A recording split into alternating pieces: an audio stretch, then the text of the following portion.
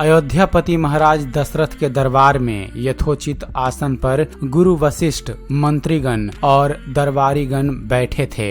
अयोध्या नरेश ने गुरु वशिष्ठ से कहा, हे गुरुदेव, जीवन तो क्षणभंगुर है और मैं वृद्धावस्था की ओर अग्रसर होते जा रहा हूँ। राम, भरत, लक्ष्मण और शत्रुघ्न चारों ही राजकुमार अब वयस्क भी हो चुके हैं। मेरी इच्छा है कि इस शरीर को त्यागने से पहले राजकुमारों का विवाह देख लूं। अतः आपसे निवेदन है कि इन राजकुमारों के लिए योग्य कन्याओं की खोज करवाएं। महाराज दशरथ की बात पूरी होते ही द्वारपाल ने ऋषि विश्वामित्र के आगमन की सूचना दी। स्वयं राजा दशरथ ने द्वार तक जाकर ऋषि विश्वामित्र की अभ्यर्थना की और आदर पूर्वक उन्हें दरबार के अंदर ले आए तथा गुरु वशिष्ठ के पास ही आसन देकर उनका यथोचित सत्कार किया। कुशल क्षेम पूछने के पश्चात राजा दशरथ ने विनम्र वाणी में ऋषि विश्वामित्र से कहा, हे मुनि श्रेष्ठ, आपके दर्शन से मैं कृतार्थ हुआ तथा आपके चरणों की पवित्र धूलि से यह राज दरबार और संपूर्ण अयोध्यापुरी धन्य हो गई। अब कृपा करके आप अपने आने का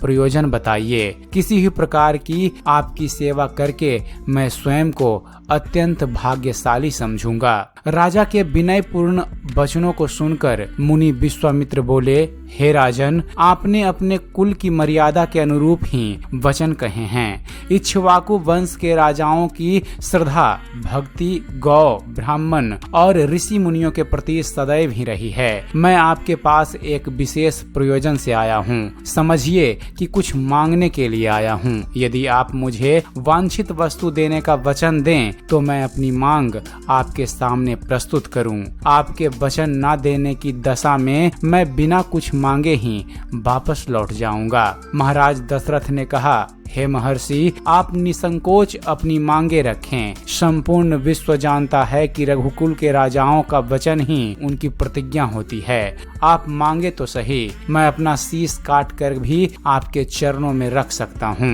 उनके इन वचनों से आश्वस्त ऋषि विश्वामित्र बोले, राजन, मैं अपने आश्रम में एक यज्ञ कर रहा हूँ। इस यज्ञ के पूर्ण आहुति के समय मारीच और सुबाहु नाम के दो राक्षस आकर रक्त, मांस आदि अपवित्र वस्तुएं यज्ञ वेदी में फेंक देते हैं। इस प्रकार यज्ञ पूर्ण नहीं हो पाता। ऐसा वे अनेक बार कर चुके हैं। मैं उन्हें अपने तेज से श्राप देकर नष्ट भी नहीं कर सकता, क्योंकि यज्ञ करते समय क्रोध करना वर्जित है। मैं जानता हूँ कि आप मर्यादा का पालन करने वाले ऋषि मुनियों के हितैषी एवं प्रजावत्सल राजा हैं। मैं आपसे आपके ज्येष्ठ पुत्र राम को मांगने के लिए आया हूँ, ताकि वह मेरे साथ जाकर राक्षसों से मेरे यज्ञ की रक्षा कर सकें और मेरा यज्ञ अनुष्ठान निर्विघ्न पूरा हो सके। मुझे पता है कि राम आसानी के साथ उन दोनों का संहार कर सकते हैं। अतः केवल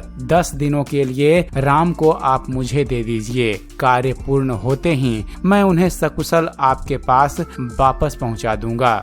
ऋषि विश्वामित्र की बात सुनकर राजा दशरथ को अत्यंत विषाद हुआ। ऐसा लगने लगा अभी वे मूर्छित हो जाएंगे। फिर स्वयं को संभालकर उन्होंने कहा, मुनिवर, राम अभी बालक है। राक्षसों का सामना करना उसके लिए संभव नहीं होगा। आपके यज्ञ की रक्षा करने के लिए मैं स्वयं ही जाने को तैयार हूँ। तब विश्वामित्र बोले, राजन, आप तनिक भी संदेह ना करें कि राम उनका सामना नहीं कर सकते। मैंने अपने योग बल से उनकी शक्तियों का अनुमान लगा लिया है। आप निसंकोच होकर राम को मेरे साथ भेज दीजिए। इस पर राजा दशरथ ने उत्तर दिया, हे मुनिश्रेष्ठ, राम ने अभी तक किसी राक्षस के माया प्रपंचों को नहीं देखा है और उसे इस प्रकार के युद्ध का अनुभव भी अभी नहीं है। जब से उसने जन्म लिया है, मैंने उसे अपनी आंखों के सामने से कभी ओझल भी नहीं होने दिया है। उसके वियोग से मेरे प्राण निकल जाएंगे। आपसे विनय है कि कृपा करके मुझे संशय चलने की आज्ञा दें। पुत्र मोह से ग्रसित होकर राजा दशरथ को अपनी प्रतिज्ञा से विचलित होते देख ऋषि विश्वामित्र आवेश में आ गए। उन्होंने कहा, राजन, मैं नहीं जानता था कि रघुकुल में अब प्रतिज्ञा पालन करने की परंपरा समाप्त हो गई है। यदि जानता होता तो मैं कदापि नहीं आता। लो, मैं अब चला जाता हूँ। बात समाप्त होते होते उनका मुख क्रोध से लाल हो गया। विश्वामित्र को इस प्रकार क्रोध करते देखकर दरबारी एवं मंत्रीगण भयभीत हो गए और किसी प्रकार के अनिष्ट की कल्पना से वे कांप उठे। गुरु वशिष्ठ ने राजा दशरथ को समझाया, हे राजन, पुत्र के मोह में ग्रसित होकर रघुकुल की मर्यादा, प्रतिज्ञा पालन और सत्य निष्ठा को कलंकित मत कीजिए। मैं आपको परामर्श देता हूँ कि आप राम के बालक होने की बात को भूलकर एवं निसंकोच होकर राम को मुनिराज के साथ भेज दीजिए। महामुनि अत्यंत विद्वान, नीति निपुण और अस्त्र शस्त्र के ज्ञाता हैं। मुनिवर्ग के साथ जाने से राम का किसी भी प्रकार से अहित नहीं हो सकता। उल्टे हुए इनके साथ रहकर शस्त्र और शास्त्र विद्याओं में अत्यधिक निपुण हो जाएंगे तथा उनका कल्याण ही होगा। गुरु वशिष्ठ के वचनों से आश्वस्त होकर राजा दशरथ ने राम को बुला भेजा।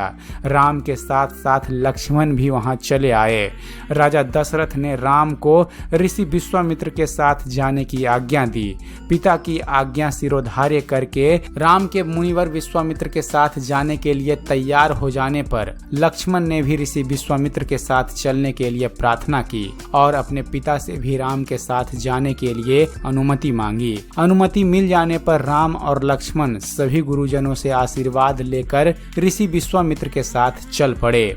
समस्त अयोध्या वासियों को देखकर मंद धीर गति से जाते हुए मुनिश्रेष्ठ विश्वामित्र के पीछे पीछे कंधों पर धनुष और तरकस में बाण रखे दोनों भाई राम और लक्ष्मण ऐसे लग रहे थे मानो ब्रह्मा जी के पीछे दोनों अश्विनी कुमार चले जा रहे हों। अद्भुत कांति से युक्त दोनों भाई गोह की त्वचा से बने दस्ताने पहने हुए थे। हाथों में धनुष और कटी में तीक्ष्ण धार वाली कृपानें शोभायमान हो रही थी। ऐसा प्रतीत होता था मानो स्वयं शौर्य ही शरीर धारण करके चले जा रहे हों। लता विपट्टों के मध्य से होते हुए 6 कोस लंबा मार्ग पार करके वे पवित्र सरयू नदी के तट पर पहुँचे। मुनि विश्वामित्र ने स्नेह युक्त मधुर वाणी में कहा, हे वत्स, अब तुम लोग सरयू के पवित्र जल से आचमन स्नान आदि करके अपनी थकान दूर कर लो, फिर मैं तुम्हें प्रशिक्षण दूंगा। सर्वप्रथम मैं तुम्हें बला और अतिबला नामक विद्याएं सिखाऊंगा। इन विद्याओं के विषय में राम के द्वारा जिज्ञासा प्रकट करने पर ऋषि विश्वामित्र ने बताया, ये दोनों ही विद्याएं असाधारण हैं। इन विद्याओं में पारंगत व्यक्तियों की गिनती संसार में श्रेष्ठ पुरुषों में होती है। विद्वानों ने इन्हें समस्त विद्याओं की जननी बताया है। इन विद्याओं को प्राप्त करके तुम भूख और प्यास पर विजय पा जाओगे। इन तेजोमयी विद्याओं की सृष्टि स्वयं ब्रह्मा जी ने ही की है। इन विद्याओं को पाने का अधिकारी समझकर मैं तुम्हें इन्हें प्रदान कर रहा हूँ। राम और लक्ष्मण के स्नान आदि से निवृत्त होने के पश्चात ऋषि विश्वामित्र जी ने उन्हें इन विद्याओं की दीक्षा दी। इन विद्याओं के प्राप्त हो जाने पर उनके मुखमंडल पर अद्भुत कांति आ गई। तीनों ने सरयू तट पर ही विश्राम किया। गुरु की सेवा करने के पश्चात दोनों भाई तृण शैयाओं पर सो गए। तो दोस्तों, यह था रामायण कथा का दूसरा भाग। रामायण कथा के अगले भाग के लिए आप हमारे इस चैनल के साथ जुड़े रहिए। तो उम्मीद करते हैं फ्रेंड्स, आप सभी को हमारा यह वीडियो पसंद आया होगा। वीडियो पसंद आया हो तो वीडियो को लाइक और शेयर करना ना भूलिएगा। और दोस्तों, ऐसे ही ज्ञानवर्धक वीडियो देखते रहने के लिए आप हमारे इस चैनल ज्ञान मंथन को सब्सक्राइब जरूर कीजिएगा। आप हमारे इस चैनल को सब्सक्राइब कीजिए और देखते रहिए, जानते रहिए। धन्यवाद। जय हिंद।